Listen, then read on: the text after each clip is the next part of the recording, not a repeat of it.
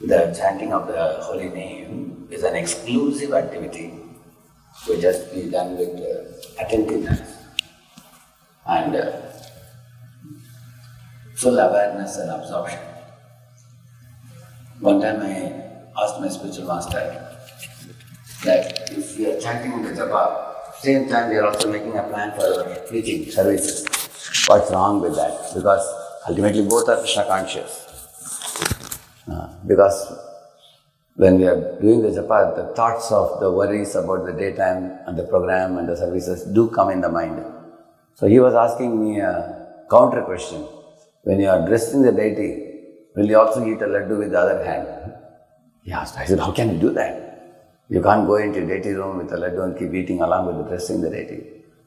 He said, in the same manner, he said, when you are chanting the holy name, you should do only one thing at a time, which is to attentively hear the sound vibration.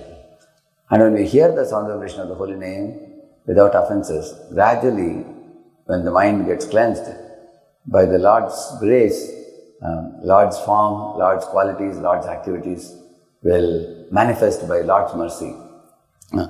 In this way, the chanting is an exclusive activity daily in the morning.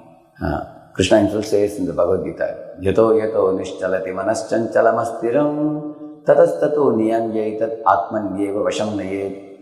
He's saying, as the mind wanders, pull it back and try to concentrate. Again, when the mind wanders, again pull it back. Just like sometimes the child, jumps off from the lap of the father and goes here and there. He picks up and puts him back. Like that, bring the mind back and pay attention to the holy name. And such one-pointed attention is like a lens focusing at a focal point to burn the paper or cotton. So attentive chanting of the holy name is going to burn away the impurities in our heart. And when it renders it clean, then such a clean heart is like a shining mirror with no dust.